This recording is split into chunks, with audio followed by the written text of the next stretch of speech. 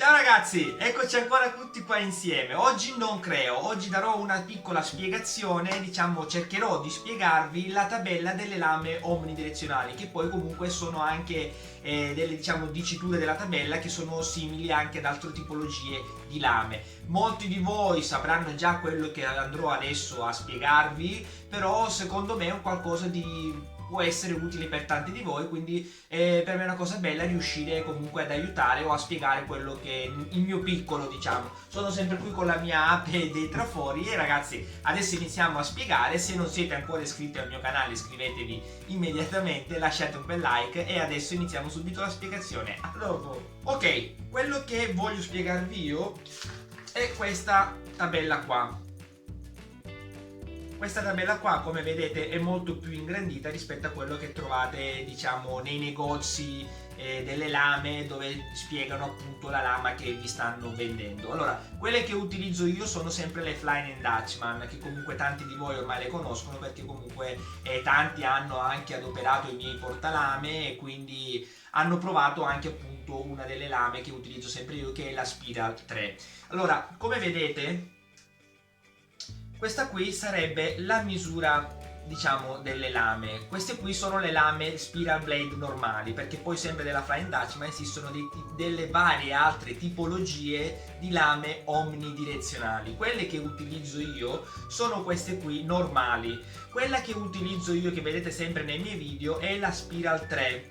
La Spiral 3, come vedete, è 0,039, che questa qui sarebbe effettivamente la misura del diametro, perché le lame omnidirezionali si va, diciamo, a guardare il diametro della lama. Allora, quello che vedete sarebbero, a parte diciamo la prima fascia qui che sarebbe il nome, il numero della grandezza della lama, dalla più piccola alla più grande delle Spiral 3, queste qui sono tutte misure in pollici. Se voi andate a fare con un calcolatore a convertire i pollici in millimetri, vedrete che andrà a corrispondere nella realtà. Come per esempio, come vi dicevo prima, la mia è 0,039, ok, quella che utilizzo sempre io nei miei video. Se voi lo 0,039 lo andate a convertire in millimetri, andate a vedere la realtà. Cioè, adesso vi faccio vedere. Ok, clicchiamo. Arrivo, lo faccio col telefono che facciamo prima, col convertitore. 0,039. Come vedete, spero che si possa vedere, lo 0,039 corrisponde a quasi 9 decimi di millimetro. Ok, 99, diciamo quasi un millimetro esatto, sono 0,99 decimi, quindi praticamente è un millimetro. Se noi andiamo a prendere la lama e andiamo a misurarla col calibro,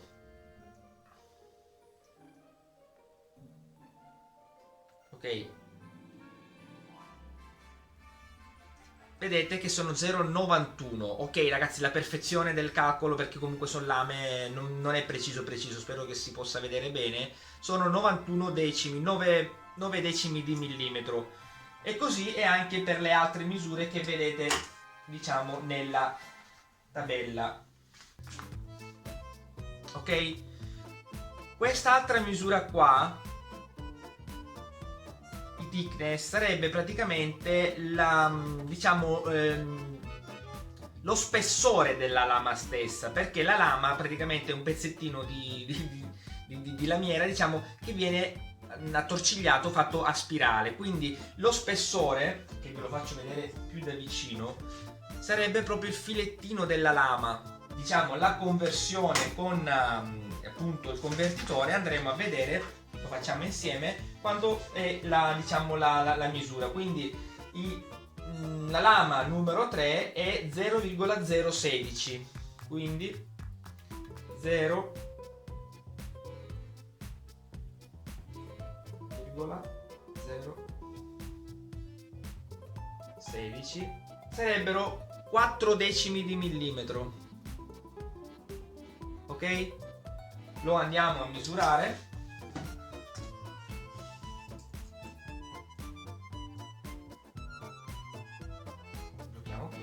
come vedete sono 35, quindi non sono 4 decimi ragazzi, perché comunque la precisione è un po' complessa per queste lame qui, perché magari ognuna magari è leggermente differente da un'altra e così via. Tutte le altre lame che vedete qui, queste qui sono le misure per farvi capire a cosa corrispondono. Questi qui sono i TPI, ok? I TPI sarebbero praticamente il numero di dente per pollice della lama, quindi un pollice sono 2,5 cm, sarebbe il numero dei denti che ci sono per ogni, diciamo, centimetro, per ogni 2,5 cm della stessa lama.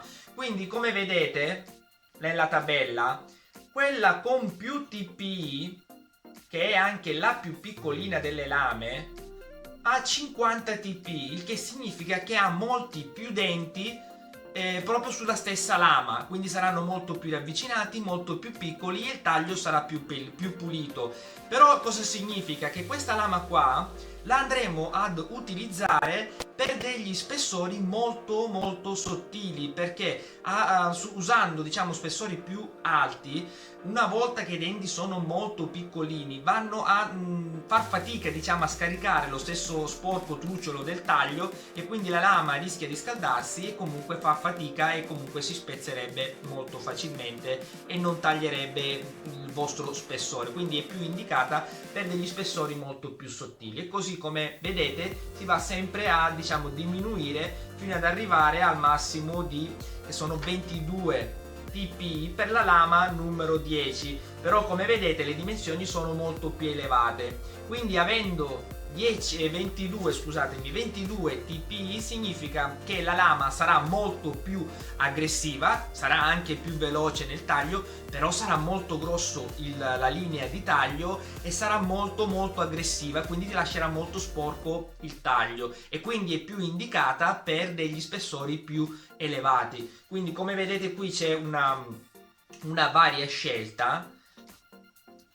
E vi ripeto, quelle che utilizzo io sono sempre le 3. Andremo poi nell'altro. Quello che è scritto qui, il RevDet, sarebbe praticamente se esistono in queste lame che sono qui nella tabella, se ci sono dei denti reverse all'insù, perché come comunque sapete la lama omnidirezionale, come tutte le altre lame, bisogna montarle sempre con i denti che guardano in basso. E quindi come esistono anche le reverse che hanno anche dei denti che tagliano in su per, diciamo, avere più pulito nella parte posteriore il taglio, della parte, diciamo, del taglio essere più pulita nella parte posteriore, perché hanno l'angolo, scusatemi, il dente che va su.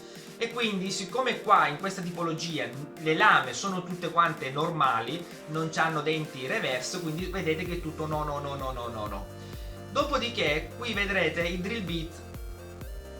Questi qui, diciamo, lasciateli stare, non vi interessano, perché praticamente sarebbe una tabella delle punte da trapano, diciamo delle tabelle in pollici, che comunque queste lame qui corrispondono a una lama esatta appunto per questo diametro qui che c'è nella tabella. Però basta che voi misuriate, diciamo, col calibro, se la volete proprio essere sicuri, misurate il diametro della stessa lama, che sia 1 millimetro, che siano 8 decimi, che siano 9 decimi, 7 decimi o quel che è, utilizzate la lama più adatta. Quindi come me, quando devo fare un taglio interno, vado a fare il foro di 1,5 mm o di 2 mm, dipende anche cosa si va a forare, se c'è tanto spazio o meno per questo taglio interno, in modo tale da poter inserire la lama da, non so, 9 decimi come la Spiral 3 che utilizzo sempre io, e così via le altre, diciamo, tipologie di lame e, diciamo, grandezza della stessa lama.